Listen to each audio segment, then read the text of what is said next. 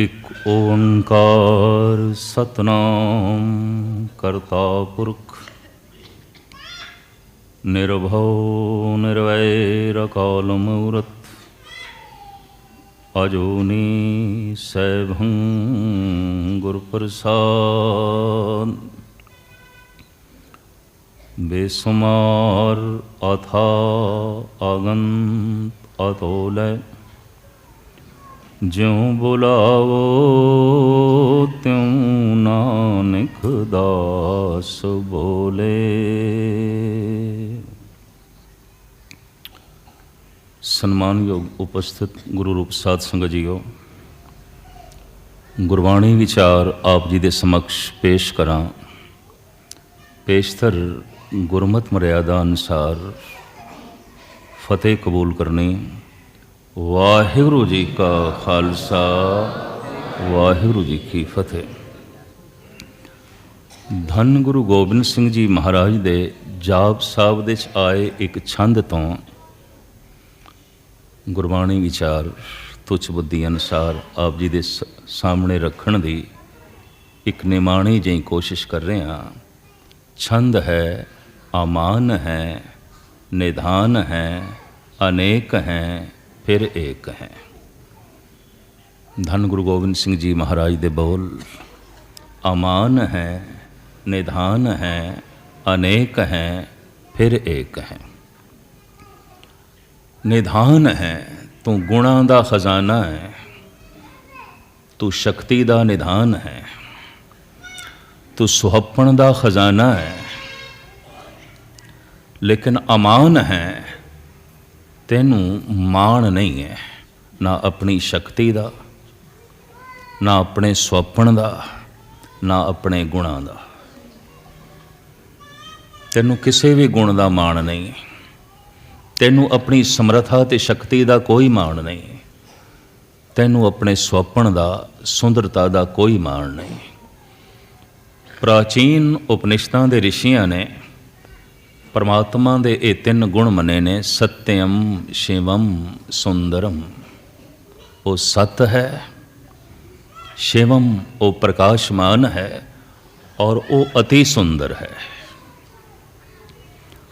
ਉਸ ਨੂੰ ਵੈਦਿਕ ਰਿਸ਼ੀਆਂ ਨੇ ਇੰਝ ਬਿਆਨ ਕੀਤਾ, ਸਤ ਚਿਤ ਆਨੰਦ। ਉਹ ਸਤ ਹੈ, ਚਿਤ ਉਹ ਚੇਤਨ ਹੈ, ਉਹ ਆਨੰਦ ਸਰੂਪ ਹੈ।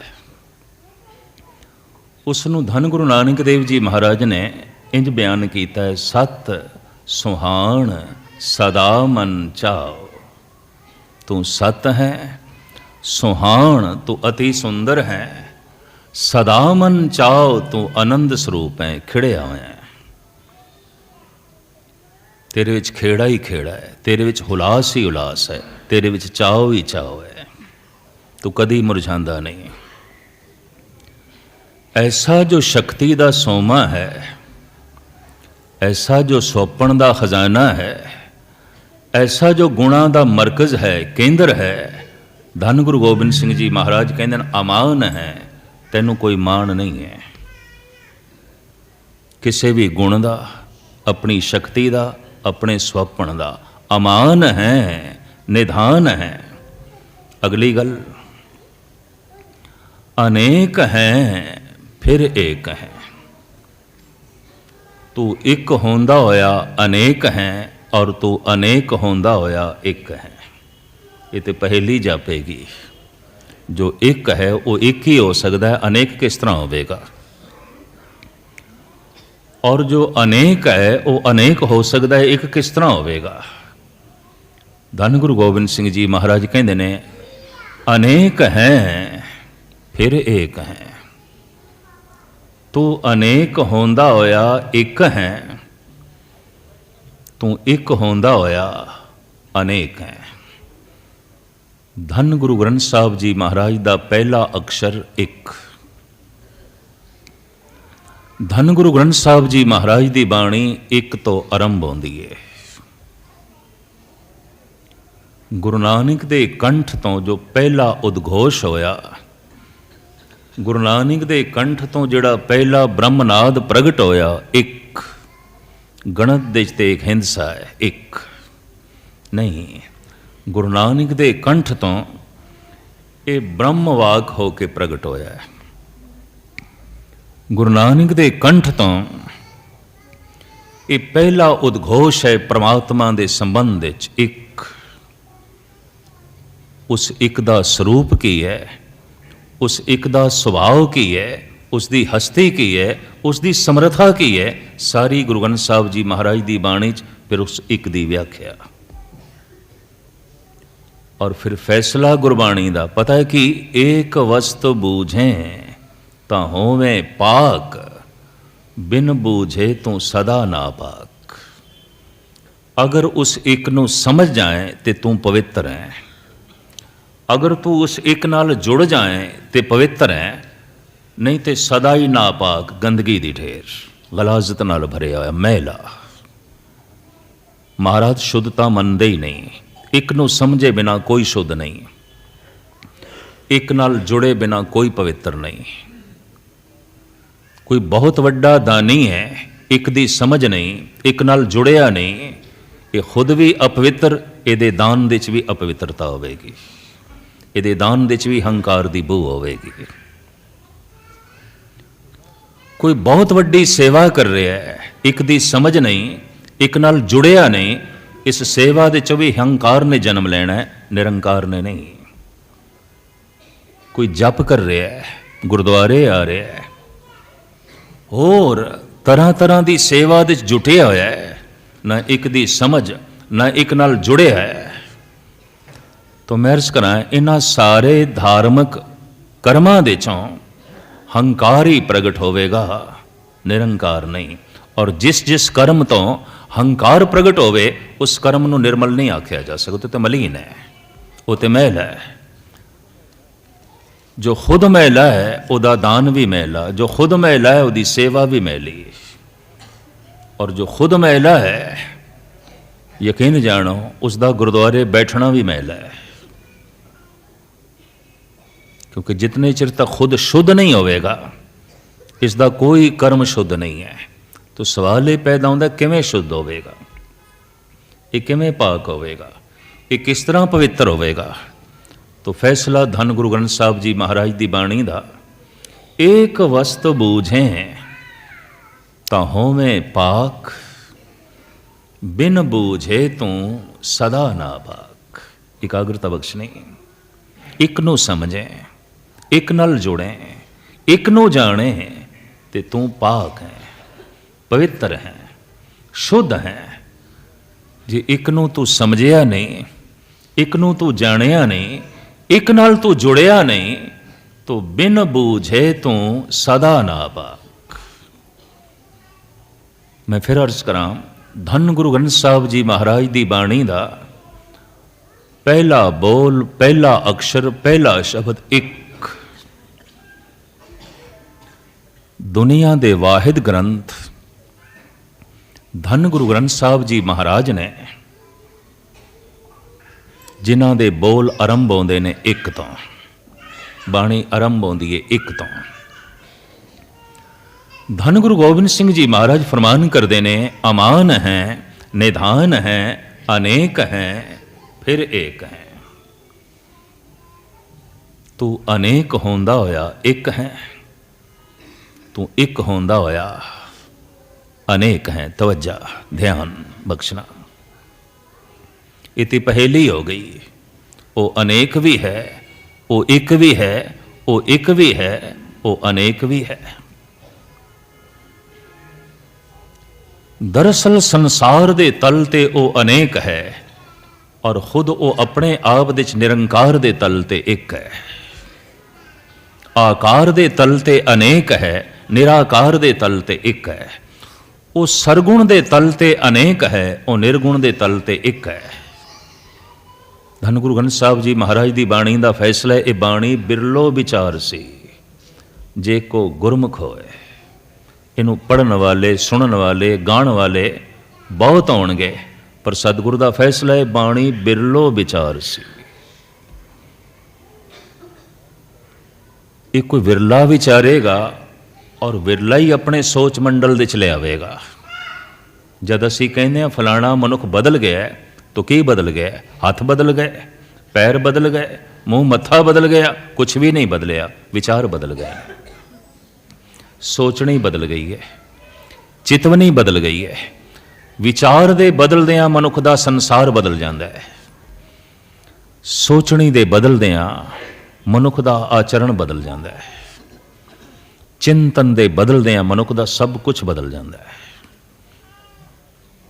सारे दा सारा व्यवहार बदल जाता है विचार दे बदलदियां। और किधरे बहुगिणती दे मनुखां दे विचार बदल जान, इसे नूं कहंदे ने युग बदल गया, समा बदल गया, युग बदल गया। युग दी तब्दीली मनुख दे विचारां दी तब्दीली है, और मनुख दे विचारां दी तब्दीली युग दी तब्दीली है। बहुगिणती दे मनुखी विचार बदल जान तो सारे दा सारा आचार बदल जाता है, युग बदल जाता है। और जे व्यक्तिगत रूप दे किसी एक मनुख दे विचार बदल गए ने तो उसकी दुनिया बदल गई, उसका व्यवहार बदल गया, उसका आचार बदल गया, उसकी तर्जे जिंदगी बदल गई। सब कुछ तो विचार है। इस रूहे जमीन दे इक्को एक कौम है सिख जो विचार नूं मत्था टेकदी है। विचार दे खजाने, विचार दे मरकज, विचार दे केंद्र धन गुरु ग्रंथ साहब जी महाराज नूं मत्था टेकदी है। इस वास्ते सिख अविचारी नहीं चाहिए, सिख अज्ञानी नहीं चाहिए। इहदा ते गुरु ही ज्ञान है। ज्ञान गुरु आत्म उपदेशो, नाम भे बहुत लगाओ। जिसदा गुरु ज्ञान होवे तो वह आप अज्ञानी होवे। जो विचार दे खजाने दे अगों मत्था टेकदा होवे ते खुद कोई विचार ना होवन तो शायद ये मत्था टेकना भी पखंड हो जाएगा। वाकई कईयां दा मत्था टेकना भी पखंड है। शीश निवाइए क्या थिए, जा हृदय को सुधे जाए। ये तेरा मत्था टेकना की मैंने रखदा है, जिस दे अगों तू झुक रहे हैं, न तेनू समझ, न तेनू बोध, न तेरी श्रद्धा, न तेरा भरोसा। ये शीश निवाइए क्या थिए, जा हृदय को सुधे जाए। हो सकता है कि तेरे इस दान दे भी पखंड होवे, तेरे इस मत्था टेकण दे भी दुबाजरा काम होवे। दरअसल विचार बदले बिना मनुख की तर्जे जिंदगी नहीं बदलती। इत्थे सब तो वड्डी भेटा किहड़ी रखनी है गुरु दे अगों? धन अर्पण करना, अन्न अर्पण करना, वस्त्र अर्पण करने, सोना चांदी अर्पण करना, ये पूरने पाने ने। जैसे पहले पहले मासूम बच्चे नूं लिखना सिखाया जाता है तो उस्ताद पहले पूरने पांदा है। ये पूरने ने धन अर्पण करना, अन्न अर्पण करना, वस्त्र अर्पण करने, सोना अर्पण करना, चांदी अर्पण करना, ये सब कुछ इस वास्ते है ताकि एक दिन मनुख नूं अपने विचार अर्पण करने की जाच आ जाए, अपना मन अर्पण करने की जाच आ जाए। मनुख का मन की है? विचारां दी मूर्ति होर की है? ये भेंट करने की जाच आ जाए। और जिस दिन ये अपने विचार भेंट करदा है, गुरु अपने विचार इसनूं दे देंदा है। मनुख दे विचारां दे च लोभ है, गुरु दे विचारां दे संतोख है। मनुख दे विचारां दे च काम है, गुरु दे विचारां दे च राम है। मनुख दे विचारां दे च हंकार है, गुरु दे विचारां दे च निरंकार है। मनुख दे विचारां दे च क्रोध है, गुरु दे विचारां दे च दया है। मनुख दे विचार दे च मोह है, गुरु दे विचार दे च प्रेम है। ये क्रोध भेंट करे ते दया मिले, ये काम भेंट करे ते राम मिले, ये हंकार भेंट करे ते निरंकार मिले, निर्माणता मिले, विनम्रता मिले। तो मैं अर्ज करा, अपने मन नूं भेंट करना की है? अपने विचारां नूं भेंट करना। ते हुण मैं अर्ज करा, मनुख दे विचारां दे च है की? कदी बगौर मुताला कर लेना। जैसे किसी मनुख ते प्रश्न करिए तन की है, तो चार शब्दों की व्याख्या की जा सकती है। तन हड्डियां है, हड्डियां दे उत्ते चढ़िया होया मांस है, मांस दे उत्ते चढ़ी हुई मिंज है, और मिंज दे उत्ते चली रही हुई एक खलड़ी है। स्किन खलड़ी, इस खलड़ी दे थल्ले मिंज है, मिंज दे थल्ले मांस है, मांस दे थल्ले हड्डियां है। आखिर इन्हां चारां दा मजमूआ ही तन है और है की? ਭਗਤ ਕਬੀਰ ਕਹਿੰਦੇ ਨੇ ਬਿਸਟਾ ਅਸਤ ਰਕਟ ਪਰੇਟੇ ਚਾਮ, ਉਹ ਇਸ ਉਪਰਲੇ ਰਾਖਿਓ ਗੁਮਾਨ। ਹੈ ਕਿ ਤੈਨੂੰ ਹੱਡੀਆਂ ਦਾ ਮਾਣ ਹੈ, ਤੈਨੂੰ ਮਾਸ ਦਾ ਮਾਣ ਹੈ, ਤੂੰ ਮਿੰਜ ਤੇ ਹੰਕਾਰ ਕਰ ਰਿਹਾ ਹੈ, ਤੂੰ ਇਸ ਖਲੜੀ ਤੇ ਆਪਣੀ ਹਉਮੈ ਪ੍ਰਗਟਾ ਰਿਹਾ ਹੈ। ਕਦੀ ਬਗੌਰ ਮੁਤਾਲਾ ਕਰਨਾ ਤਨ ਦਾ ਹੰਕਾਰ ਕੀ ਹੈ, ਖਲੜੀ ਦਾ ਹੰਕਾਰ। ਤੇ ਜੈਸੇ ਅਸੀਂ ਵੱਖ-ਵੱਖ ਰੰਗ ਦੇ ਕੱਪੜੇ ਪਾਏ ਨੇ, ਪ੍ਰਮਾਤਮਾ ਨੇ ਇੱਕ ਰੰਗ ਦੀ ਖਲੜੀ ਕਿਸੇ ਨੂੰ ਨਹੀਂ ਦਿੱਤੀ, ਔਰ ਖਲੜੀ ਹੀ ਕੱਪੜਾ ਹੈ। ਕਰਮੀ ਆਵੇ ਕੱਪੜਾ ਨਦਰੀ ਮੌਖ ਦੁਆਰ, ਕੀਤੇ ਹੋਏ ਕਰਮਾਂ ਦੇ ਮੁਤਾਬਿਕ ਇਹ ਸਰੀਰ ਰੂਪੀ ਚੋਲਾ ਸਾਨੂੰ ਮਿਲਦਾ ਹੈ। ਪਰ ਇਸ ਚੋਲੇ ਦਾ ਰੰਗ, ਇਸ ਕੱਪੜੇ ਦਾ ਰੰਗ ਵੀ ਰੱਬ ਨੇ ਵੱਖ-ਵੱਖ ਦੇ ਦਿੱਤਾ। ਕਿਸੇ ਨੂੰ ਗੋਰਾ, ਕਿਸੇ ਨੂੰ ਕਾਲਾ, ਕਿਸੇ ਨੂੰ ਸਾਂਵਰਾ, ਕਿਸੇ ਨੂੰ ਲਾਲ, ਕਿਸੇ ਨੂੰ ਜ਼ਰਦੀ ਮਾਇਲ, ਕਿਸੇ ਨੂੰ ਗੇਹੂਆਂ ਰੰਗ। ਇੱਕ ਰੰਗ ਨਹੀਂ ਹੈ। ਤੁਧ ਵੇਖੀ ਜਗਤ ਉਪਾਇਆ। ਪਰਮਾਤਮਾ ਦੀ ਪਸੰਦ ਵੀ ਇਹੀ ਹੈ, ਇੱਕ ਰੰਗ ਨਹੀਂ। ਅਨੇਕ ਰੰਗ ਤੇਰੇ ਨਾਰਾਇਣਾ, ਅਨੇਕਾਂ ਰੰਗ, ਬੇਸ਼ਤਰ ਰੰਗ। ਔਰ ਸਾਰੇ ਰੰਗ ਚੂੰਕਿ ਉੱਥੋਂ ਆਏ ਨੇ, ਇਸ ਵਾਸਤੇ ਸਾਰੇ ਰੰਗਾਂ ਵਿੱਚ ਨਾਰਾਇਣ ਹੈ। ਰੰਗ ਸਭੇ ਨਾਰਾਇਣੇ ਜੇਤੇ ਮਨ ਭਾਵਨ। ਖੈਰ ਮੁਖਤਸਰ ਜੋ ਹੈ ਮੈਂ ਅਰਜ਼ ਕਰਾਂ, ਤਨ ਕੀ ਹੈ? ਤਨ ਹੱਡੀਆਂ ਹੈ। ਹੱਡੀਆਂ ਦੇ ਉੱਤੇ ਚੜ੍ਹਿਆ ਹੋਇਆ ਮਾਸ, ਔਰ ਮਾਸ ਦੇ ਉੱਤੇ ਲਿਪਟੀ ਹੋਈ ਮਿੰਜ, ਔਰ ਮਿੰਜ ਦੇ ਉੱਤੇ ਚੜ੍ਹੀ ਹੋਈ ਹੈ ਖਲੜੀ। ਤੇ ਜੇ ਹੁਣ ਕੋਈ ਪ੍ਰਸ਼ਨ ਕਰੇ ਮਨ ਕੀ ਹੈ, ਤਵੱਜਾ, ਮਨ ਕੀ ਹੈ? ਵਾਸਤਵਿਕ ਮਨ ਕੀ ਹੈ? ਮਨ ਵਿਚਾਰ ਹੈ, ਮਨ ਸੋਚਣੀ ਹੈ, ਮਨ ਚਿਤਵਨੀ ਹੈ, ਮਨ ਆਹੰਗ ਹੈ। ਇਹ ਚਾਰ ਸ਼ਕਤੀਆਂ ਦਾ ਮਜਮੂਆ ਹੈ। ਜੈਸੇ ਤਨ ਚਾਰਾਂ ਦਾ ਜੋੜ ਹੈ, ਹੱਡੀਆਂ, ਮਾਸ, ਮਿੰਜ, ਖਲੜੀ, ਇਸ ਤਰ੍ਹਾਂ ਮਨ ਵੀ ਚਾਰਾਂ ਦਾ ਮਜਮੂਆ ਹੈ। ਵਿਚਾਰ, ਸੋਚਣੀ, ਚਿਤਵਨੀ ਤੇ ਆਹੰਗ। ਇਸ ਨੂੰ ਕਹਿੰਦੇ ਨੇ ਮਨ, ਬੁੱਧ, ਚਿੱਤ, ਆਹੰਗ। ਮਨ, ਬੁੱਧ, ਚਿੱਤ, ਆਹੰਗ।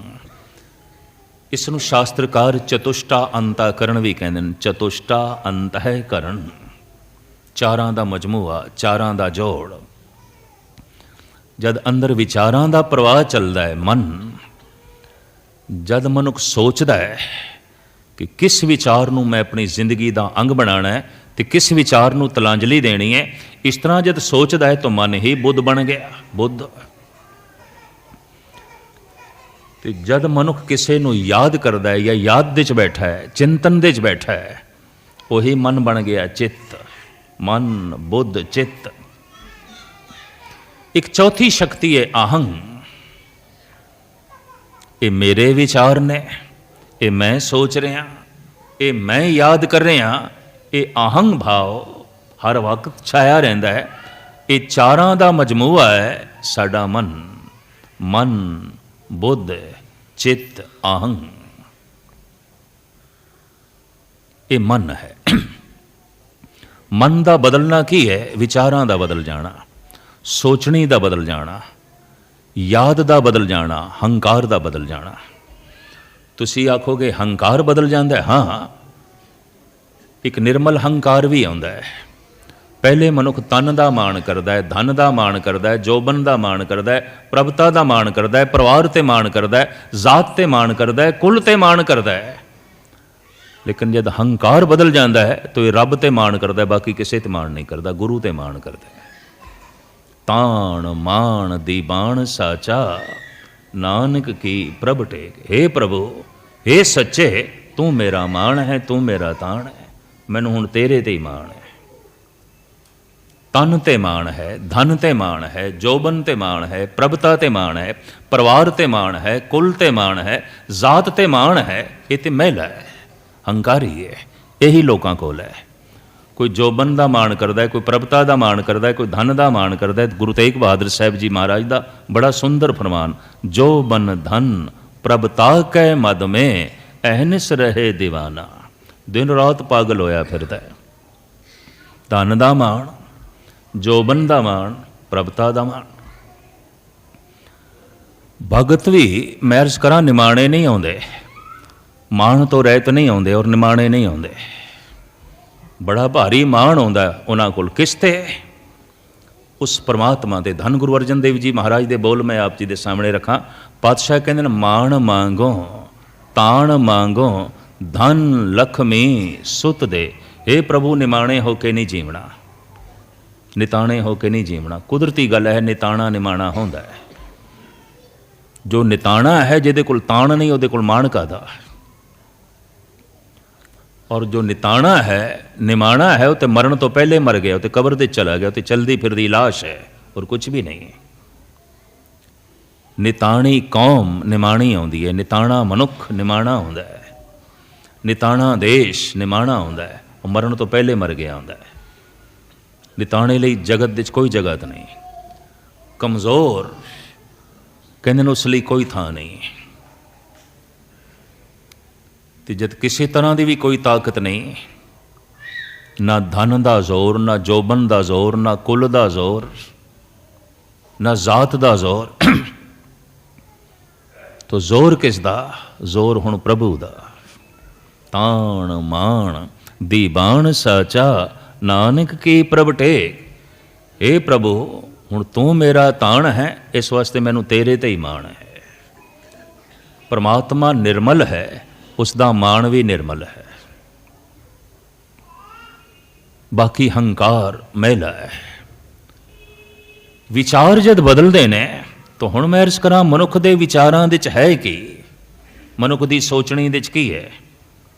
ਅਗਰ ਕਹਿ ਦਈਏ ਵਿਚਾਰਾਂ ਦੇ ਬਦਲਦਿਆਂ ਸੰਸਾਰ ਬਦਲਦਾ ਹੈ, ਸੋਚਣੀ ਦੇ ਬਦਲਦਿਆਂ ਹੀ ਜ਼ਿੰਦਗੀ ਬਦਲਦੀ ਹੈ, ਚਿੰਤਨ ਦੇ ਬਦਲਦਿਆਂ, ਯਾਦਾਂ ਦੇ ਬਦਲਦਿਆਂ ਹੀ ਸਾਰੀ ਦੁਨੀਆ ਬਦਲਦੀ ਹੈ, ਹੰਕਾਰ ਦੇ ਬਦਲਦਿਆਂ ਹੀ ਸਭ ਕੁਝ ਬਦਲਦਾ ਹੈ।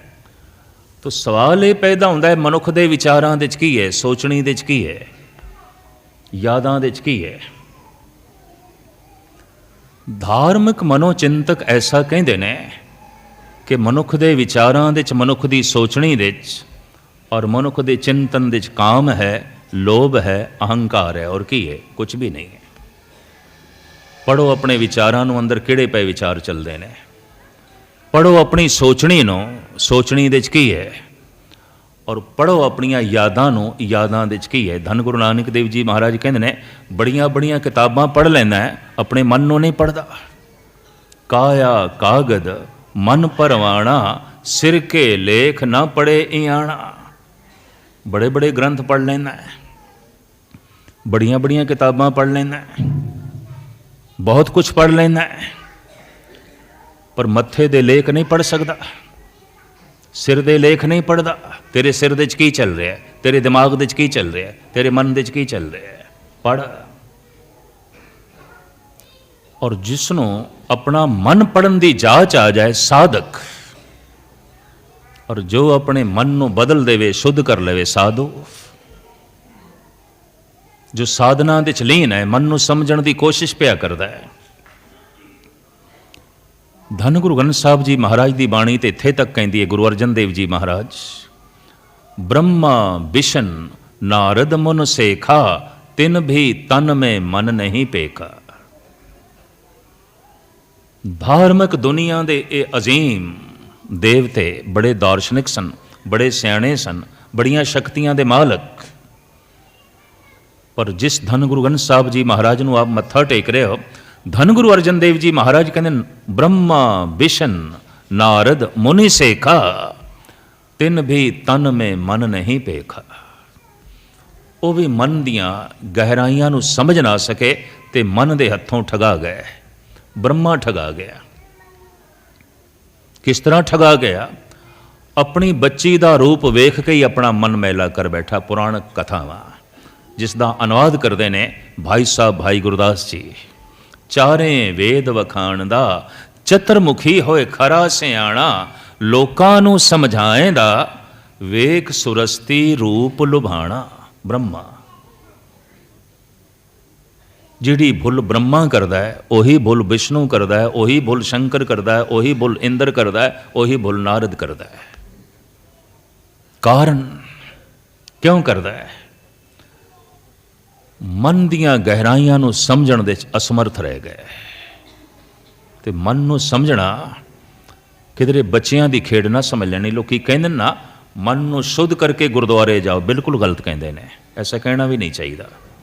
मन नूं शुद्ध करके गुरुद्वारे जाओ, इंज कहना चाहिए है गुरुद्वारे जाओ ताकि मन शुद्ध होवे। पहले किस तरह कर लेंगे, किवें कर लेंगे?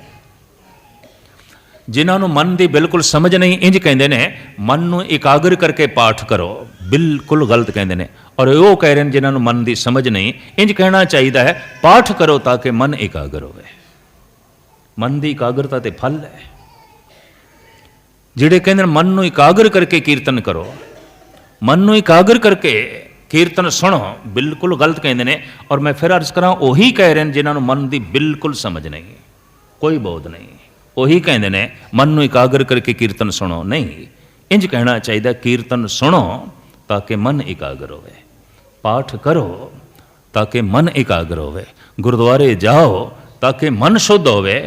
मन नूं शुद्ध करके गुरुद्वारे जाओ, बच्चियां दी खेल। और गल स्पष्ट हो गई, मन की समझ नहीं, मन का कोई पता नहीं। आम साधारण मनुखों का तो कहना कि धन गुरु अर्जन देव जी महाराज फरमान करते हैं, ब्रह्मा विष्णु नारद मुनि सेखा तिन भी तन में मन नहीं पेखा। आम बंदे मन के हथों ठगाए जाते हैं, ब्रह्मा भी ठगा गया, किसी होर ने नहीं ठगया, मन नहीं ठग लिया विष्णु नो, मन नहीं ठग लिया शिव जी नो, मन नहीं ठग लिया इंद्र नो। जो आम साधारण मनुख भुल करते हैं, इंद्र भी कर बैठा है। और हैरानगी कि गौतम ऋषि की नार अहिल्या अपने विचार अपने जज्बात नूं काबू ना पांदा होया एक संत की पत्नी नूं भ्रष्ट करता है इंद्र। गुरु ग्रंथ साहब जी महाराज का फैसला, गुरु ग्रंथ साहब जी इस इतिहास नूं साडे सामने रखते हैं। गौतम नार अहिल्या तिस देख इंद्र लुभाया, सैस शरीर चहन भग उए तामन पछोताया। तो मैं अर्ज करा, मनुख के विचारां विच की है, मनुख की सोचनी विच की है, मनुख के चिंतन विच यादां विच की है। मनुख के विचारां विच काम है, मनुख के विचारां विच लोभ है, मनुख के विचारां विच अहंकार है। मैं दोवां दा नां नहीं लिया, क्रोध ते मोह। पता है क्यों? धार्मिक दार्शनिक कहते ने ये जो तीन ने काम लोभ अहंकार, इन्हां दी अपनी बुनियाद है। क्रोध ते मोह इन्हां तिन्नां दी छाया है। क्रोध ते मोह की अपनी कोई बुनियाद नहीं है, इसकी अपनी कोई होंद नहीं है। ये उन्हां तिन्नां दी छाया है। काम की छाया है मोह, लोभ की छाया है मोह, हंकार की छाया है मोह। हंकार की छाया है क्रोध, मोह की छाया है क्रोध, काम की छाया है क्रोध। जिस तो लोभ की पूर्ति हो जाए उसते मोह आ जाता है, प्यारा लगता है, चंगा लगता है। जिहड़ा रोक खड़ी कर देवे उसते क्रोध आउंदा है, गुस्सा आउंदा है। जिहड़ा काम की पूर्ति कर देवे उसते मोह आउंदा है, प्यारा लगता है, चंगा लगता है। जिहड़ा रोक खड़ी कर देवे उसते क्रोध आउंदा है। और जिहड़ा हंकार नूं पट्ठे पा देवे, प्यारा लगता है, चंगा लगता है। जिहड़ा कह देवे थोड़े जैसा कोई दानी नहीं, थोड़े जैसा कोई ज्ञानी नहीं, तुसी ना हो तो सेवा हो नहीं सकती, तुसी ना हो तो गुरुद्वारे चल नहीं सकते। कुछ तो हंकारी ऐसे होंदे ने, वो आप ही अपने मूँह चो सब कुछ प्रगट करते हैं। कहते हैं ज्ञानी जी असी ना होइए तो जलूस किवें निकलेगा, असी ना होइए तो स्कूल के दरवाजे बंद हो जान, असी ना होइए तो गुरुद्वारे का काम चल ही नहीं सकता। मेरा एक कोई जवाब होंदा, तू मर के वेख सब कुछ होंदा रहेगा। ये तो कहती गई देख बाजे बजाए, वही एक रहसी जो साचा खुदा है। कल तू ये आखेगा जब मैं ना आवां तो सूरज किवें चढ़ेगा, मैं ना आवां तो दरियावां दे वेग किस तरह चलणगे, मैं ना आवां तो हवावां किस तरह चलणगियां। पर इसनूं कौन दसे, तू नहीं भी आवेगा तो सब कुछ होंदा रहेगा। एवें तेरा हंकार, फिजूल हंकार, फोका हंकार। तो जिहड़ा हंकार नूं पट्ठे पा देवे उसते मोह आउंदा है, चंगा लगता है, प्यारा लगता है। और जिहड़ा रोक खड़ी कर देवे उसते क्रोध आउंदा है। ਜਿਹੜਾ ਲੋਭ ਦੀ ਪੂਰਤੀ ਕਰ ਦੇਵੇ ਪਿਆਰਾ ਲੱਗਦਾ ਹੈ, ਚੰਗਾ ਲੱਗਦਾ ਹੈ, ਔਰ ਜਿਹੜਾ ਰੋਕ ਖੜੀ ਕਰ ਦੇਵੇ ਉਸ ਤੇ ਕ੍ਰੋਧ ਆਉਂਦਾ ਹੈ। ਇਕਾਗਰਤਾ ਬਖਸ਼ਣੀ, ਤਵੱਜਾ। ਜੋ ਕਾਮ ਦੀ ਪੂਰਤੀ ਕਰ ਦੇਵੇ ਪਿਆਰਾ ਲੱਗਦਾ ਹੈ, ਉਸ ਤੇ ਮੋਹ ਆਉਂਦਾ ਹੈ, ਔਰ ਜਿਹੜਾ ਰੋਕ ਖੜੀ ਕਰ ਦੇਵੇ ਉਸ ਤੇ ਕ੍ਰੋਧ ਆਉਂਦਾ ਹੈ। ਇਸ ਵਾਸਤੇ ਸਿਆਣੇ ਧਾਰਮਿਕ ਚਿੰਤਕ ਐਸਾ ਕਹਿੰਦੇ ਨੇ, ਕ੍ਰੋਧ ਤੇ ਮੋਹ ਦਾ ਆਪਣਾ ਕੋਈ ਵਜੂਦ ਨਹੀਂ ਹੈ, ਆਪਣੀ ਕੋਈ ਬੁਨਿਆਦ ਨਹੀਂ ਹੈ, ਆਪਣੀ ਕੋਈ ਹੋਂਦ ਨਹੀਂ ਹੈ। ਇਹ ਉਹਨਾਂ ਤਿੰਨਾਂ ਦੀ ਛਾਇਆ ਹੈ। ਮਨ ਨੂੰ ਸਮਝਣਾ ਹੈ, ਥੋੜ੍ਹਾ ਜਿਹਾ ਅੰਤਰਮੁਖੀ ਹੋਣਾ ਹੈ। ਇਹ ਵੀ ਮੈਂ ਅਰਜ਼ ਕਰਦੇ ਹਾਂ। ਔਰ ਅੰਤਰਮੁਖੀ ਹੋਏ ਬਿਨਾਂ ਕੁਝ ਸਮਝ ਵੀ ਨਹੀਂ ਆਏਗੀ। ਤੇ ਅੰਤਰਮੁਖੀ ਉਹੀ ਹੋ ਸਕੇਗਾ ਜੋ ਸੁਣਦਾ ਹੈ। ਤੇ ਸੁਣਨਾ ਹੀ ਤੇ ਕਠਿਨ ਹੈ, ਬਹੁਤ ਕਠਿਨ ਹੈ, ਬਹੁਤ ਹੀ ਕਠਿਨ ਹੈ। ਮਸਜਿਦਾਂ ਨੇ, ਮੰਦਰ ਨੇ, ਗੁਰਦੁਆਰੇ ਨੇ, ਸਾਧਨਾ ਦਾ ਥੋੜ੍ਹਾ ਥੋੜ੍ਹਾ ਅੰਤਰ ਹੈ, ਮੰਜ਼ਿਲ ਇੱਕੋ ਹੀ ਹੈ, ਟਿਕਾਣਾ ਇੱਕੋ ਹੈ। ਸਾਡੇ ਹਿੰਦੂ ਵੀਰ ਜਾਂਦੇ ਨੇ ਮੰਦਰਾਂ ਵਿੱਚ ਦਰਸ਼ਨ ਕਰਨ ਲਈ ਕਿਸੇ ਦੇਵਤੇ ਅਵਤਾਰ ਦੀ ਮੂਰਤੀ ਦੇ। ਸਾਰੀ ਸਾਧਨਾ ਅੱਖਾਂ ਤੇ ਖੜੀਏ, ਵੇਖਣ ਤੇ ਖੜੀਏ, ਦਰਸ਼ਨ ਤੇ ਖੜੀਏ। ਦਰਸ਼ਨ ਕਰਨੇ ਨੇ, ਵੇਖਣਾ ਹੈ। ਅੱਖਾਂ ਦੇ ਸਾਹਮਣੇ ਜੋ ਕੁਛ ਹੋਏਗਾ ਅੱਖਾਂ ਵੇਖ ਲੈਣਗੀਆਂ। ਸਾਰੀ ਸਾਧਨਾ ਦਰਸ਼ਨਾਂ ਤੇ ਖੜੀਏ। ਅੱਜ ਇੱਕ ਮੰਦਰ ਦੀ ਕੋਠੜੀ ਦੇ ਵਿੱਚ ਭਗਵਾਨ ਨੂੰ ਵੇਖੀਏ, ਫਿਰ ਬਾਹਰ ਵੇਖੀਏ, ਫਿਰ ਸਾਰਾ ਸੰਸਾਰ ਭਗਵਾਨ ਦਾ ਰੂਪ ਦਿਖਾਈ ਦੇਵੇ। ਸਾਧਨਾ ਹੈ, ਵੇਖਣਾ ਹੈ, ਦਰਸ਼ਨ ਕਰਨੇ ਨੇ। ਸਾਡੇ ਮੁਸਲਮਾਨ ਭਰਾ ਜਾਂਦੇ ਨੇ ਮਸਜਿਦ ਦੇ ਵਿੱਚ ਪੜ੍ਹਨ ਲਈ ਨਮਾਜ਼। ਸਾਰੀ ਸਾਧਨਾ ਪੜ੍ਹਨ ਤੇ ਖੜੀ ਹੈ। ਕੁਰਾਨ ਦੀ ਤਲਾਵਤ ਕਰਨੀ ਹੈ, ਨਮਾਜ਼ ਪੜ੍ਹਨੀ ਹੈ, ਪੜ੍ਹਨ ਤੇ ਖੜੀ ਹੈ। ਵੇਖਣ ਨਾਲੋਂ ਥੋੜ੍ਹਾ ਜਿਹਾ ਪੜ੍ਹਨਾ, ਇਹਦੇ ਵਾਸਤੇ ਇਕਾਗਰਤਾ ਚਾਹੀਦੀ ਹੈ ਥੋੜ੍ਹੀ ਜਿਹੀ। ਸਿੱਖ ਜਾਂਦੇ ਨੇ ਗੁਰਦੁਆਰੇ ਸੁਣਨ ਲਈ ਗੁਰੂ ਕਾ ਸ਼ਬਦ। ਸਾਰੀ ਸਾਧਨਾ ਕੰਨਾਂ ਤੇ ਖੜੀ ਹੈ, ਸੁਣਨ ਤੇ ਖੜੀ ਹੈ। ਵੇਖਣ ਨਾਲੋਂ ਪੜ੍ਹਨਾ ਔਖਾ ਹੈ, ਔਰ ਪੜ੍ਹਨ ਨਾਲੋਂ ਸੁਣਨਾ ਔਖਾ ਹੈ, ਕਠਿਨ ਹੈ। ਇਸ ਚੱਕਰ 'ਚ ਨਾ ਪੈਣਾ ਕਿ ਅਸੀਂ ਇਤਨੇ ਸਾਰੇ ਬੈਠੇ ਹਾਂ, ਸਾਰੇ ਸੁਣ ਰਹੇ ਹਾਂ। ਕਤਈ ਨਹੀਂ, ਦੋ ਚਾਰਾਂ ਤੋਂ ਜ਼ਿਆਦਾ ਕੋਈ ਨਹੀਂ ਸੁਣ ਰਿਹਾ। ਸਭ ਆਪਣੇ ਵਿਚਾਰਾਂ ਨੂੰ ਸੁਣ ਰਹੇ ਨੇ, ਸਭ ਆਪਣੀ ਸੋਚਣੀ ਨੂੰ ਸੁਣ ਰਹੇ ਨੇ, ਸਭ ਆਪਣੀਆਂ ਯਾਦਾਂ 'ਚ ਮਹੂ ਅੰਦਰ ਜੋ ਫੁਰਨੇ ਚੱਲ ਰਹੇ ਨੇ, ਸਭ ਉਹਨਾਂ ਨਾਲ ਜੁੜੇ ਹੈ। ਕਠਿਨ ਹੈ। ਅਗਰ ਕੋਈ ਸੁਣੇ ਤਾਂ ਸਾਹਿਬ ਕਹਿੰਦੇ, ਨਾਨਕ ਭਗਤਾਂ ਸਦਾ ਵਿਗਾਸ, ਸੁਣੀਏ ਦੁੱਖ ਪਾਪ ਕਾ ਨਾਸ। ਸੁਣਦਿਆਂ ਹੀ ਦੁੱਖ ਨਾਸ ਹੋ ਜਾਂਦੇ ਨੇ, ਸੁਣਦਿਆਂ ਹੀ ਪਾਪ ਨਾਸ ਹੋ ਜਾਂਦੇ ਨੇ। ਸੁਣਦਿਆਂ ਹੀ ਗੁਰੂ ਕਾ ਸ਼ਬਦ ਅੰਦਰ ਪ੍ਰਵੇਸ਼ ਕਰੇਗਾ, ਸੁਣਦਿਆਂ ਹੀ ਗੁਰੂ ਦੀ ਵਿਚਾਰ ਅੰਦਰ ਪ੍ਰਵੇਸ਼ ਕਰੇਗੀ। ਅੰਦਰੋਂ ਹੰਕਾਰ ਨਿਕਲੇਗਾ, ਅੰਦਰੋਂ ਦੁੱਖ ਨਿਕਲਣਗੇ, ਅੰਦਰੋਂ ਸੰਤਾਪ ਨਿਕਲਣਗੇ। ਸੁਣਨਾ ਹੀ ਤੇ ਔਖਾ ਹੈ। ਔਰ ਸੁਣ ਉਹੀ ਸਕੇਗਾ ਜਿਸ ਦਾ ਪੂਰਾ ਧਿਆਨ ਇਕਾਗਰ ਹੋਵੇ। ਇੱਧਰ ਭਟਕਦਾ ਪਿਆ, ਇੱਧਰ ਭਟਕਦਾ ਪਿਆ, ਉਧਰ ਵੇਖ ਰਿਹਾ, ਉਧਰ ਵੇਖ ਰਿਹਾ। ਇੱਥੋਂ ਸਪਸ਼ਟ ਹੈ ਇਹਦਾ ਧਿਆਨ ਵੀ ਭਟਕ ਰਿਹਾ ਹੈ। ਇਹਨੇ ਕੀ ਸੁਣਨਾ ਹੈ?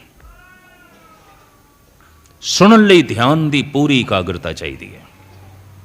ਇੱਕ ਮਨੁੱਖ ਉੱਚੀ ਉੱਚੀ ਬੋਲ ਰਿਹਾ ਹੁੰਦਾ ਹੈ, ਦੂਸਰਾ ਸੁਣ ਰਿਹਾ ਹੁੰਦਾ ਹੈ, ਤੇ ਸੁਣਨ ਵਾਲਾ ਅਚਨਚੇਤ ਕਹਿ ਦਿੰਦਾ, ਮਿੱਤਰਾ ਇਹ ਗੱਲ ਫਿਰ ਆਖ, ਮੈਂ ਨਹੀਂ ਸੁਣੀ। ਤੂੰ ਕਿਉਂ ਨਹੀਂ ਸੁਣੀ ਜਦ ਬੋਲਣ ਵਾਲਾ ਇਤਨੀ ਉੱਚੀ ਉੱਚੀ ਬੋਲ ਰਿਹਾ ਹੈ? ਤੂੰ ਕਹਿੰਦਾ ਮੇਰਾ ਧਿਆਨ ਕਿਸੇ ਹੋਰ ਪਾਸੇ ਚਲਾ ਗਿਆ। ਬਿਨਾਂ ਧਿਆਨ ਦੀ ਇਕਾਗਰਤਾ ਤੋਂ ਸੁਣਨਾ ਕਠਿਨ ਹੈ, ਔਰ ਬਿਨਾਂ ਸੁਣਿਆ ਗੁਰੂ ਦੇ ਸ਼ਬਦ ਦਾ ਅੰਦਰ ਪ੍ਰਵੇਸ਼ ਹੋਣਾ ਕਠਿਨ ਹੈ। ਔਰ ਸ਼ਬਦ ਦੇ ਅੰਦਰ ਦੇ ਪ੍ਰਵੇਸ਼ ਹੋਏ ਬਿਨਾਂ ਦੁੱਖਾਂ ਦਾ ਬਾਹਰ ਨਿਕਲਣਾ ਵੀ ਕਠਿਨ ਹੈ। ਦੁੱਖ ਤਾਂ ਹੀ ਬਾਹਰ ਨਿਕਲਣਗੇ, ਸੰਤਾਪ ਬਾਹਰ ਤਾਂ ਹੀ ਨਿਕਲਣਗੇ ਜੇ ਸ਼ਬਦ ਅੰਦਰ ਪ੍ਰਵੇਸ਼ ਕਰੇਗਾ। ਨਾਨਕ ਭਗਤਾਂ ਸਦਾ ਵਿਗਾਸ, ਸੁਣੀਏ ਦੁੱਖ ਪਾਪ ਕਾ ਨਾਸ। ਸੁਣ ਕੇ ਹੀ ਮਨੁੱਖ ਸਿੱਧ ਬਣ ਜਾਂਦਾ, ਪੀਰ ਬਣ ਜਾਂਦਾ, ਨਾਥ ਬਣ ਜਾਂਦਾ, ਗਿਆਨੀ ਬਣ ਜਾਂਦਾ, ਦਾਨੀ ਬਣ ਜਾਂਦਾ। ਇਤਨਾ ਪਾਵਨ ਹੋ ਜਾਂਦਾ ਕਿ 68 ਤੀਰਥ ਵੀ ਉਸ ਤੋਂ ਸਦਕੇ ਕੀਤੇ ਜਾ ਸਕਦੇ ਨੇ। ਸੁਣੀਏ 68 ਕਾ ਇਸ਼ਨਾਨ, ਇਤਨਾ ਪਾਵਨ ਹੋ ਜਾਂਦਾ, ਉਹ ਤਾਂ ਇਤਨਾ ਪਵਿੱਤਰ ਹੋ ਜਾਂਦਾ ਜੇ ਕਿਧਰੇ ਸੁਣੇ। ਭੋਜਨ ਦੀ ਬੁਰਕੀ ਮੂੰਹ ਦੇ ਰਾਹੀਂ ਅੰਦਰ ਪ੍ਰਵੇਸ਼ ਕਰਦੀ ਹੈ। ਉਹ ਪਚ ਕੇ ਮਿੰਜ ਬਣਦੀ ਏ, ਖੂਨ ਬਣਦੀ ਏ, ਮਾਸ ਬਣਦੀ ਏ, ਸਰੀਰ ਦੀ ਸ਼ਕਤੀ ਬਣਦੀ ਏ, ਤਵਾਨਾਈ ਬਣਦੀ ਏ, ਇੰਦਰੀਆਂ ਦਾ ਬਲ ਬਣਦੀ ਹੈ। ਗੁਰੂ ਦਾ ਸ਼ਬਦ ਕੰਨਾਂ ਦੇ ਰਾਹੀਂ ਅੰਦਰ ਪ੍ਰਵੇਸ਼ ਕਰਦਾ ਹੈ, ਇਹੀ ਸਮਾਧੀ ਬਣਦਾ ਹੈ, ਇਹੀ ਆਨੰਦ ਬਣਦਾ ਹੈ, ਇਹੀ ਦੇਵੀ ਗੁਣ ਬਣਦਾ ਹੈ, ਇਹੀ ਪਰਮ ਸ਼ਕਤੀ ਬਣਦਾ ਹੈ, ਇਹੀ ਰੂਹਾਨੀ ਤਾਕਤ ਬਣਦਾ ਹੈ।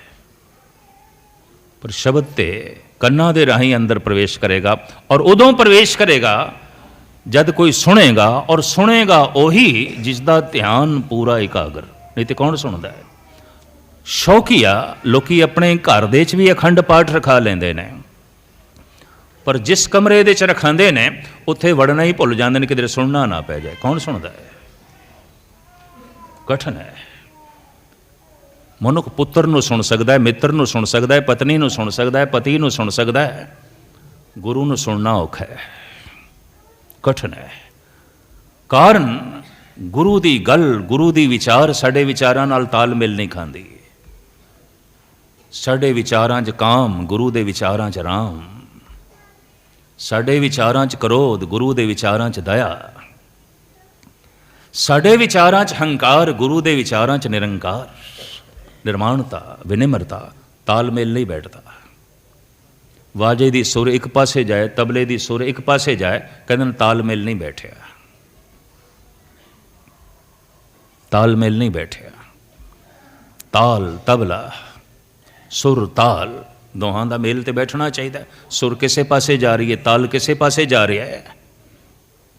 ਗੁਰੂ ਦੇ ਵਿਚਾਰ ਕੁਛ ਹੋਰ, ਸਾਡੇ ਵਿਚਾਰ ਕੁਛ ਹੋਰ, ਤਾਲਮੇਲ ਨਹੀਂ ਬੈਠਦੇ। ਔਰ ਕਹਿੰਦੇ ਨੇ ਜਿੱਥੇ ਤਾਲਮੇਲ ਬੈਠ ਜਾਏ ਰਸ ਬਣਦਾ ਵੀ ਉੱਥੇ ਹੀ ਹੈ, ਵਰਨਾ ਰਸ ਨਹੀਂ ਬਣਦਾ। ਔਰ ਕਿਸੇ ਦਿਨ ਕੀਰਤਨ ਸੁਣਦਿਆਂ ਕਿਸੇ ਨੂੰ ਰਸ ਆ ਗਿਆ, ਤਾਲਮੇਲ ਬੈਠ ਗਿਆ। ਅਵਲ ਤੇ ਮੈਂ ਦੇਖਿਆ ਕੀਰਤਨ ਦਾ ਰਸ ਤੇ ਕਿਸੇ ਨੂੰ ਵਿਰਲੇ ਨੂੰ ਹੀ ਆਉਂਦਾ ਹੈ। ਲੋਕ ਸੁਰਾਂ ਦੇ 'ਚ, ਆਵਾਜ਼ਾਂ ਦੇ 'ਚ, ਅਗਲੇ ਦੇ ਰੰਗ ਰੂਪ 'ਚ ਜਾਂ ਵਿਅਰਥ ਦੀਆਂ ਸਾਖੀਆਂ 'ਚ ਹੀ ਫਸ ਕੇ ਰਹਿ ਜਾਂਦੇ ਨੇ, ਜਿਨ੍ਹਾਂ ਦਾ ਇਤਿਹਾਸ ਨਾਲ ਵੀ ਕੋਈ ਮਤਲਬ ਨਹੀਂ, ਸੱਚਾਈ ਨਾਲ ਵੀ ਕੋਈ ਮਤਲਬ ਨਹੀਂ। ਮੈਂ ਤਾਂ ਇੱਥੇ ਤੱਕ ਦੇਖਿਆ ਇਤਨੀ ਨੀਵੀਂ ਲੋਕਾਂ ਦੀ ਸਰੋਤ, ਇਹ ਕਿਸ ਤਰ੍ਹਾਂ ਗੁਰੂ ਨੂੰ ਸੁਣਨਗੇ, ਇਹ ਕਿਸ ਤਰ੍ਹਾਂ ਗੁਰਬਾਣੀ ਨੂੰ ਸੁਣਨਗੇ। ਇਹ ਬਾਣੀ ਬਿਰਲੋ ਵਿਚਾਰ ਸੀ ਜੇ ਕੋ ਗੁਰਮੁਖ ਹੋਏ। ਸੱਚ ਦੀ ਵਿਚਾਰ, ਫੋਕੀਆਂ ਸਾਖੀਆਂ ਨਹੀਂ। ਔਰ ਜਿਹੜੀ ਸਾਖੀ ਗੁਰੂ ਗ੍ਰੰਥ ਸਾਹਿਬ ਦੀ ਵਿਚਾਰਧਾਰਾ ਤੇ ਪੂਰੀ ਨਹੀਂ ਉਤਰਦੀ, ਉਸ ਦੀ ਸੱਚਾਈ ਹੈ ਕਿੱਥੇ, ਹਕੀਕਤ ਹੈ ਕਿੱਥੇ। ਖੈਰ, ਮੁਖਤਸਰ ਜੋ ਮੈਂ ਅਰਜ਼ ਕਰਾਂ, ਗੁਰੂ ਗ੍ਰੰਥ ਸਾਹਿਬ ਜੀ ਮਹਾਰਾਜ ਦੇ ਵਿਚਾਰਾਂ ਵਿੱਚ ਨਿਰੰਕਾਰ ਹੈ, ਦੈਵੀ ਗੁਣ ਨੇ, ਈਸ਼ਵਰੀ ਗੁਣ ਨੇ। ਇਹ ਸੁਣ ਕੇ ਹੀ ਅੰਦਰ ਪ੍ਰਵੇਸ਼ ਕਰਦੇ ਨੇ। ਸ਼ਬਦ ਅੰਦਰ ਪ੍ਰਵੇਸ਼ ਕਰੇਗਾ, ਸਮਾਧੀ ਬਣੇਗਾ, ਦੈਵੀ ਗੁਣ ਬਣੇਗਾ, ਔਰ ਸਮਝ ਆ ਜਾਏਗੀ ਉਸ ਪਰਿਪੂਰਨ ਪ੍ਰਮਾਤਮਾ ਦੀ, ਅਕਾਲ ਪੁਰਖ ਦੀ। ਕਿਸ ਅਕਾਲ ਪੁਰਖ ਦੀ? ਜਿਹਦੇ ਬਾਰੇ ਧੰਨ ਗੁਰੂ ਗੋਬਿੰਦ ਸਿੰਘ ਜੀ ਮਹਾਰਾਜ ਕਹਿੰਦੇ ਨੇ, ਅਨੇਕ ਹੈ ਫਿਰ ਏਕ ਹੈ। ਜੋ ਇੱਕ ਹੁੰਦਾ ਹੋਇਆ ਅਨੇਕ ਹੈ, ਤੇ ਅਨੇਕ ਹੁੰਦਾ ਹੋਇਆ ਇੱਕ ਹੈ। ਇਹ ਤੇ ਪਹੇਲੀ ਹੋ ਗਈ। ਉਹ ਅਨੇਕ ਵੀ ਹੈ, ਉਹ ਇੱਕ ਵੀ ਹੈ, ਉਹ ਇੱਕ ਵੀ ਹੈ, ਉਹ ਅਨੇਕ ਵੀ ਹੈ। ਹਾਂ, ਉਹ ਆਕਾਰ ਰਹਿਤ ਹੈ, ਉਹ ਆਕਾਰ ਵਾਲਾ ਵੀ ਹੈ। ਉਹ ਸਰਗੁਣ ਹੈ, ਉਹ ਨਿਰਗੁਣ ਹੈ। ਨਿਰਗੁਣ ਆਪ, ਸਰਗੁਣ ਵੀ ਉਹੀ, ਕਲਾਧਾਰ ਜਿਨ ਸਗਲੀ ਮੋਹੀ। ਉਹ ਨਿਰਗੁਣ ਰੂਪ ਦੇ 'ਚ ਇੱਕ ਹੈ, ਉਹ ਸਰਗੁਣ ਰੂਪ ਦੇ 'ਚ ਅਨੇਕ ਹੈ। ਉਹ ਇੱਕ ਤੋਂ ਅਨੇਕ ਹੈ, ਔਰ ਅਨੇਕ ਤੋਂ ਇੱਕ ਹੈ। ਕਦੀ ਜਗਤ ਦੇ 'ਚ ਬਗੌਰ ਮੁਤਾਲਾ ਕਰਕੇ ਦੇਖਣਾ, ਸਭ ਕੁਝ ਅਨੇਕ ਹੈ, ਇੱਕ ਕੁਝ ਵੀ ਨਹੀਂ ਹੈ। ਮਨੁੱਖ ਅਗਰ ਬਾਹਰੋਂ ਕੁਝ ਏਕਤਾ ਲੈਣਾ ਚਾਹੇ ਤੇ ਹੋ ਨਹੀਂ ਸਕਦੀ। ਆਪ ਇਤਨੇ ਸਾਰੇ ਬੈਠੇ ਹੋ, ਸਭ ਵੱਖ ਵੱਖ ਹੋ। ਮੇਰੇ ਕਰਤੇ ਇੱਕ ਖੇਲ ਰਚਾਇਆ, ਕੋਈ ਨਾ ਕਿਸੇ ਹੀ ਜਿਹਾ ਉਪਾਇਆ। ਇੱਕ ਜੈਸਾ ਦੂਸਰਾ ਨਹੀਂ ਹੈ। ਲੱਖਾਂ ਮਨੁੱਖੀ ਬੱਚੇ ਰੋਜ਼ ਜਨਮ ਲੈ ਰਹੇ ਨੇ, ਨਵਾਂ ਰੂਪ ਲੈ ਕੇ ਆਉਂਦੇ ਨੇ, ਨਵੀਂ ਆਵਾਜ਼, ਨਵੀਂ ਚਾਲ, ਔਰ ਗਜ਼ਬ ਦੀ ਗੱਲ, ਨਵੀਂ ਹੀ ਉਂਗਲੀਆਂ ਦੀ ਛਾਪ। ਆਪ ਇਤਨੇ ਸਾਰੇ ਬੈਠੇ ਹੋ, ਹਰ ਇੱਕ ਦੇ ਫਿੰਗਰਪ੍ਰਿੰਟ ਅਲੱਗ-ਅਲੱਗ ਨੇ, ਹਰ ਇੱਕ ਦੇ ਅੰਗੂਠੇ ਦੀ ਛਾਪ ਅਲੱਗ-ਅਲੱਗ ਹੈ।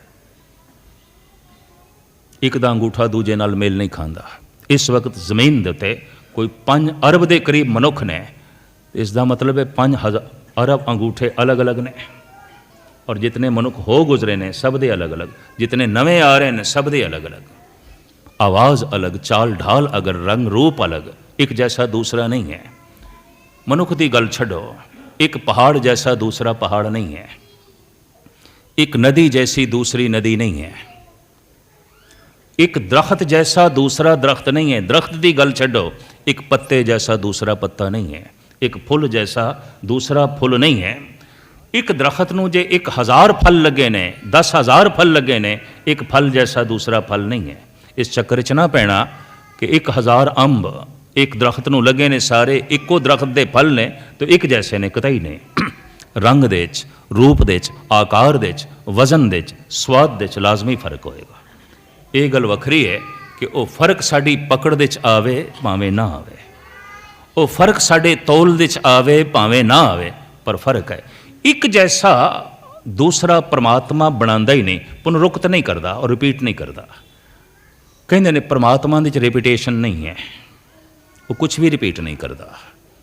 और जिस दिन एक जैसा वो दूसरा बनान लग पाया तो समझ लेना रब भी मुक गया, खत्म हो गया।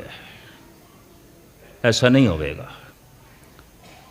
एक सूरज जैसा दूसरा सूरज नहीं है, एक चंद्रमा जैसा दूसरा चंद्रमा नहीं है, और एक सूरज नहीं है। धन गुरु अर्जन देव जी महाराज जी कहते हैं कई कोट ससियर सूर निखत्र, कई करोड़ा सूरज ने, कई करोड़ा चंद्रमा ने, कोई एक है। और अज विज्ञान ने इसकी तस्दीक कर दी है कि गालबन 50 अरब सूरज साड़ी पकड़ दे, साड़ी समझ दे आ गए ने। इतने, इस तो अगां भी पसारा हो सकता है। जिस तरह साड़ी उम्र है, सूरजां की भी उम्र है। कुछ सूरज बचपन के दौर दे ने, कुछ जवान हो चुके ने, कुछ बुढ़े ने, कुछ खत्म होने वाले ने, मिटण वाले ने। धन गुरु अर्जन देव जी महाराज कहते हैं घटंत दीपं घटंत रूपं घटंत रव सस निखत्र गगनं। सूरज घट रहा है, एक दिन मिट जाएगा। चंद्रमा घट रहा है, एक दिन मिट जाएगा। धरती घट रही है, एक दिन मिट जाएगी। मनुख घट रहा है, एक दिन मिट जाएगा। सब कुछ बददा है, घटदा है ते मिटदा है। ये तिन्ने नियम हर एक ते लागू ने, सूरज चंद तारियां ते भी लागू ने। और विज्ञान ऐसा कह रहा है कि एक सूरज, ये सूरज जिस दे थल्ले असी जी रहे हैं, ये अपनी जवानी हंडा चुके, बुढ़ा हो गया है। 40 लाख टन वजन एक सैकंड दे इसका घट रहा है। घटंत दीपं घटंत रूपं घटंत रव सस निखत्र गगनं। गुरु अर्जन देव जी महाराज, ये घट रहा है, एक दिन मिट जाएगा। इस दे मिटण नूं ही महापरले कहंदे ने। एक ब्रह्मंड दी परले, एक ब्रह्मंड दा खात्मा। बुढ़े सूरज दे थले असी जी रहे हैं, भावें अरबां खरबां इहदी साल उम्र है, लेकिन उम्र है। हर चीज़ वधदी है, घटदी है, मिटदी है। एक सूरज जैसा दूसरा सूरज नहीं है, एक चंद्रमा जैसा दूसरा चंद्रमा नहीं है, एक मनुख जैसा दूसरा मनुख नहीं है, एक दरख्त जैसा दूसरा दरख्त नहीं है, एक नदी जैसी दूसरी नदी नहीं है। परमात्मा रिपीट नहीं करता, पुनरुक्ति नहीं करता, दोहरांदा नहीं है। और जिस दिन परमात्मा दौरान लग पाए तो समझ लेना परमात्मा भी मुक गया है। धन गुरु अर्जन देव जी महाराज कहते हैं साहिब मेरा नीत नवा सदा सदा दातार। वो तो नित नवा है, उस तो जो कुछ भी आंदा है नित नवा ही आउंदा है। बहुत लंबे चौड़े पसारे नूं ना लईए, लखां मनुखी बच्चे रोज़ जन्म ले रहे हैं, नवीं आवाज़ लेके, नवा रूप लेके, नवे नैन नक्श लेके, नवीं अंगूठे की छाप लेके, नवीं उंगलियां की छाप लेके। हर बच्चा अलग है, एक जैसा दूसरा नहीं है। मेरे करते एक खेल रचाया, कोई न किस ही जिहा उपाया। सब कुछ अनेक है, वख वख है, पर इस सारी अनेकता दे च रमिया होया एक है। एक है, अमान है, निधान है, अनेक है, फिर एक है। तू अनेक होंदा होया एक है, और तू एक होंदा होया अनेक है। ऐसा क्यों कीता है परमात्मा ने? वो एक तो अनेक क्यों होया है? धन गुरु गोबिंद सिंह जी महाराज का इस संबंधी जवाब कलगीधर पातशाह दा। महाराज कहते ने एक मूरत अनेक दर्शन कीन रूप अनेक, खेल खेल अखेल खेलन अंत को फिर एक। अनेकता उस एक दा खेल है, तमाशा है। खेल या तो बच्चे खेडते हैं, खेल या परमात्मा खेडदा है, बाकी खेल नहीं ने। जिस दे च जित होवे, जिस दे च हार होवे, वो खेल नहीं है, वो जंग है। जिस दे च नफा होवे, जिस दे च नुकसान होवे, वो खेल नहीं है, वो तो धंधा है। मनुखी जगत दे सब तो वड्डियां खेलां ओलंपिक मेरी दृष्टि च वो भी एक जंग है, वो भी एक धंधा है, खेल नहीं है। जिस मुल्क के खिलाड़ी हार जाते हैं, कहते फलाना मुल्क हार गया है, फलाना मुल्क जित गया है, ये जंग है या कि खेल है। और जिस मुल्क के खिलाड़ी हार जाते हैं, सोगवार होके आउंदे ने, रोंदे हुए आउंदे ने। ਔਰ ਜਿਸ ਮੁਲਕ ਦੇ ਖਿਲਾੜੀ ਜਿੱਤ ਜਾਣ ਨੱਚਦੇ ਹੋਏ ਆਉਂਦੇ ਨੇ, ਮੁਲਕ ਦੇ 'ਚ ਉਹਨਾਂ ਦਾ ਸਵਾਗਤ ਆਉਂਦਾ ਹੈ, ਉਹਨਾਂ ਨੂੰ ਇਨਾਮ ਮਿਲਦੇ ਨੇ ਜੈਸੇ ਕਿਸੇ ਮੁਲਕ ਨੂੰ ਜਿੱਤ ਕੇ ਆਏ ਨੇ, ਔਰ ਵਾਕਈ ਨਾਮ ਵੀ ਲਿਆ ਜਾਂਦਾ ਹੈ, ਫਲਾਣਾ ਮੁਲਕ ਹਾਰ ਗਿਆ, ਫਲਾਣਾ ਜਿੱਤ ਗਿਆ। तो ये खेल है कि जंग है, ये खेल है कि धंधा है? ये खेल नहीं है। इसनों मेरी आत्मा ने कतई खेल नहीं मनिया, कतई खेल नहीं है। जिस दे जित है, जिस दे हार है, जिस दे हार दी घिरना होवे, जिस दे हार दी बेइज्जती होवे, ते जिस दे जित दा तकब्बुर होवे, उन्हों खेल आखण दी की लोड़ है? वो खेल नहीं है, वो जंग है। जिहदे च नुकसान दा दुख होवे, जिहदे च नफ़े दी खुशी होवे, उन्हों खेल आखण दी लोड़ की है? ये तो धंधा है। खेल बच्चे खेडदे ने, खेल परमात्मा खेलदा है। दरिया के कंढे ते सागर के तट ते बच्चे खेल पे खेडदे ने, रेत दे महल खड़े कर रहे हैं बड़ी मेहनत नाल, बड़ी लगन नाल, बड़ी इकाग्रता दे नाल। तो क्या इन्हां बच्चियां ने इन्हां महलों दे च रहना है जो इतनी मेहनत नाल पे बनाते हैं, इतनी इकाग्रता नाल बना रहे हैं? नहीं, खेल है, पर बड़ी लगन नाल, बड़ी मेहनत नाल ये महल खड़े कर रहे हैं। महल बन गए ने, इधरों सूरज डुबन वाला है, शाम हो गई है, घर की याद आई है। हसदियाँ हसदियाँ रेत दे महल खड़े किए सन, हसदियाँ हसदियाँ हुण तोड़ रहे हैं। बड़ी इकाग्रता नाल बनाए सन, बड़ी इकाग्रता दे नाल तोड़ रहे हैं। जद बनाण लगे सन खुश हसदियाँ हसदियाँ, अज मिटाण लगे ने खुश हसदियाँ हसदियाँ। खेल है, धंधा नहीं है, जंग नहीं है। बनाना भी खेल सी, मिटाना भी खेल सी। आवन जान एक खेल बनाया, आ गया कारी कीनी माया। धन गुरु अर्जन देव जी महाराज कहते हैं परमात्मा की दुनिया च भी, उहदी दृष्टि भी सब कुछ खेल। जमना एक खेल, मरना एक खेल, नफ़ा एक खेल, नुकसान एक खेल, जवानी एक खेल, बुढ़ेपा एक खेल। क्योंकि जवानी बुढ़ेपे च बदल जाती है, जन्म मरण दे च बदल जाता है, नफ़े नुकसान दे च बदल जाते हैं, इज्जत बेइज्जती दे च बदल जाती है, जिंदाबाद दे नारे मुर्दाबाद दे च बदल जाते हैं। खेल तमाशा, सुंदरता करूपता दे च बदल जाती है, हासे रोणियां दे च बदल जाते हैं। फूल खिलता है मुरझाने का तखय्युल लेकर, जिसे हंसता हुआ पाओगे वो परेशान होगा। हासियां दे थल्ले परेशानियां छुपियां पईयां ने, दुख संताप जो है छुपे पे ने, जन्म दे थल्ले मरण छुपिया पे है। खेल तमाशा, बनाण लग्या प्रसन्नता है परमात्मा नूं, मिटाण लग्या भी प्रसन्नता है। जद बनांदा है तो एक तो अनेक हो जाता है, जद मिटांदा है तो अनेक तो एक हो जाता है। खेल संकोचे तो नानक एक है। जैसे खेल नूं संकोचदा है एक, तो जद खेल खेलन लगता है अनेक। एक मूरत अनेक दर्शन, कीन रूप अनेक, खेल खेल अखेल खेलन, अंत को फिर एक। इस अनेकता दे च जिहड़ा एक नूं वेख लवे, एक नूं समझ लवे, वो पवित्र है। उसनूं किसी नाल घिरना नहीं होवेगी, किसी मुल्क नाल, किसी जात नाल, किसी व्यक्ति नाल, किसी कौम नाल, किसी धार्मिक मंदिर नाल। मस्जिद नूं वेख के भी उस दे अंदर झरनाहट वजेगी, मंदिर नूं वेख के भी उस दे अंदर खुशियां जागणगियां। गुरुद्वारे ते चर्च दे कोलों लंघिया भी उहदे अंदर अध्यात्मक तरंगां पैदा होणगियां, भेद ते मिट गया। उहनूं दिस पिया अनेकता दे अंदर एक है। अनेकता उसका खेल है, वास्तविक वो एक है। सूरज एक है, किरणा अनेक ने, सागर एक है, लहरां अनेक है। जिसनों लहरां नाल नफरत है, उन्होंने सागर नाल भी नफरत है। जिन्हों किरणा नाल नफरत है, उन्होंने सूरज नाल भी नफरत है। जिन्हों अनेकता नाल नफरत है, उन्होंने एक नाल भी घिरना है।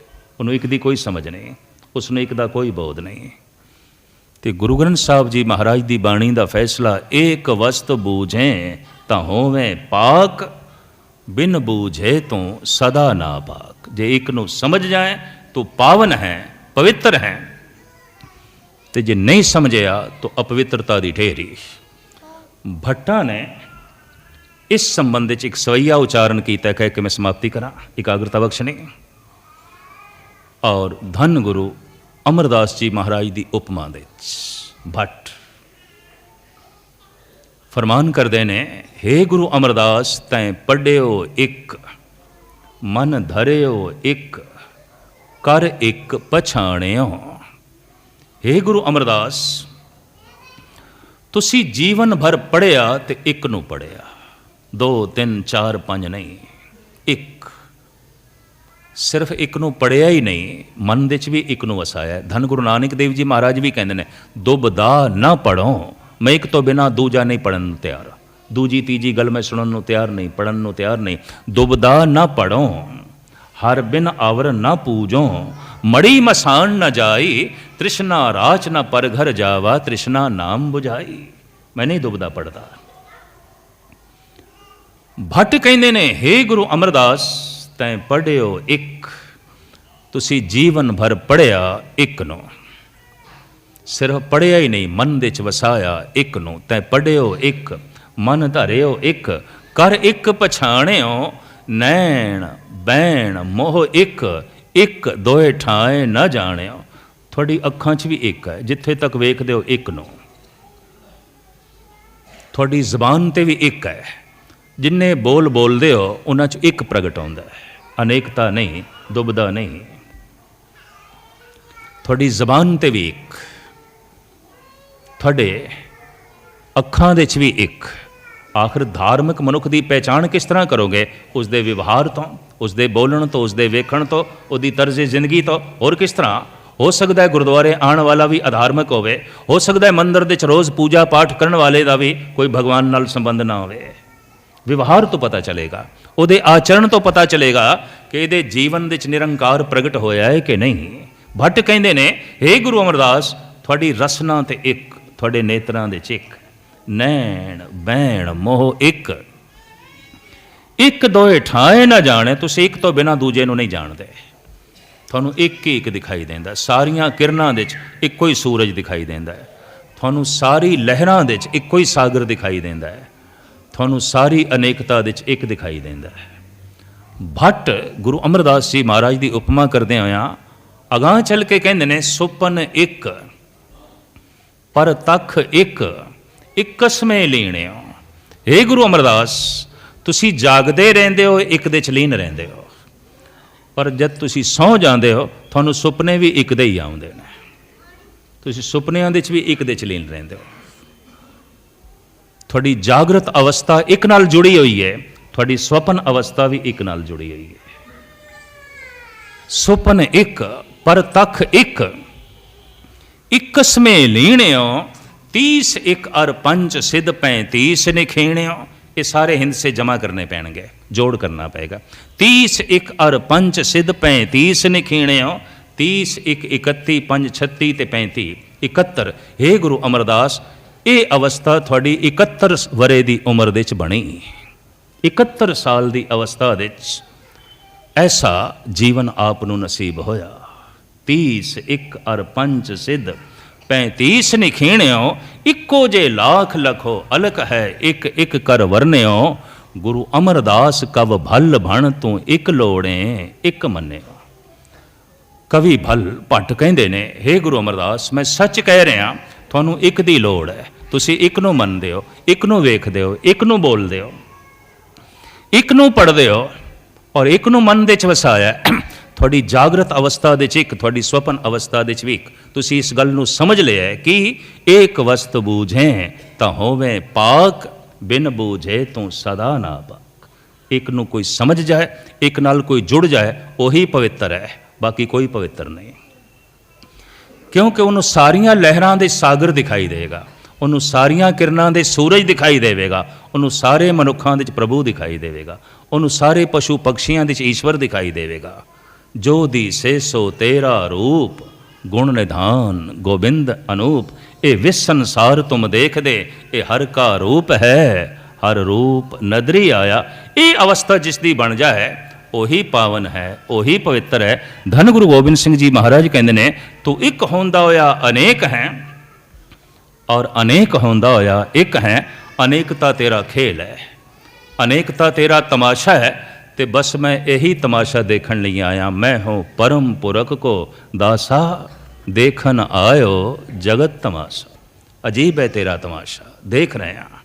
ਇੱਕ ਸੂਫੀ ਦਾ ਕਹਿਣਾ ਹੈ, ਜੋ ਹੱਸ ਰਹਾ ਹੈ ਸੋ ਹੱਸ ਰਹੇਗਾ, ਜੋ रो रहा है सो रो रहेगा, ਸਕੂਨੇ ਕਲਬ ਸੇ ਖੁਦਾ ਖੁਦਾ ਕਰ ਜੋ ਕੁਛ ਕੇ ਹੋਣਾ ਹੈ ਸੋ ਹੋ ਰਹੇਗਾ। ਉਸ ਦਾ ਤਮਾਸ਼ਾ ਹੈ, ਇਹ ਤੇ ਹੋਰ ਹੋਵੇਗਾ, ਤੂੰ ਵੇਖਣ ਵਾਲਾ ਬਣ। ਧੰਨ ਗੁਰੂ ਗੋਬਿੰਦ ਸਿੰਘ ਜੀ ਮਹਾਰਾਜ ਕਹਿੰਦੇ ਨੇ ਇਸ ਤਮਾਸ਼ੇ ਦੇ ਵਿੱਚ ਬੜੀ ਭਾਰੀ ਅਨੇਕਤਾ ਹੈ ਔਰ ਇਹ ਅਨੇਕਤਾ ਉਸ ਦਾ ਤਮਾਸ਼ਾ ਹੈ। ਇਸੇ ਹੀ ਅਨੇਕਤਾ ਦੇ ਜਿਸ ਨੂੰ ਇੱਕ ਦੀ ਸਮਝ ਹੋਵੇ, ਇੱਕ ਦਿਸੇ, ਇੱਕ ਰਸਨਾ ਤੇ ਆ ਜਾਏ, ਇੱਕ ਹਿਰਦੇ 'ਚ ਵਸ ਜਾਏ, ਉਹ ਤੇ ਪਾਵਨ ਹੈ, ਉਹ ਤੇ ਪਵਿੱਤਰ ਹੈ। ਬਾਕੀ ਸਾਰੇ ਦੇ ਸਾਰੇ ਅਪਵਿੱਤਰ ਨੇ। ਏਕ ਵਸਤ ਬੂਝੇ ਤਾਂ ਹੋਵੇਂ ਪਾਕ, ਬਿਨ ਬੂਝੇ ਤੂੰ ਸਦਾ ਨਾ ਪਾਕ।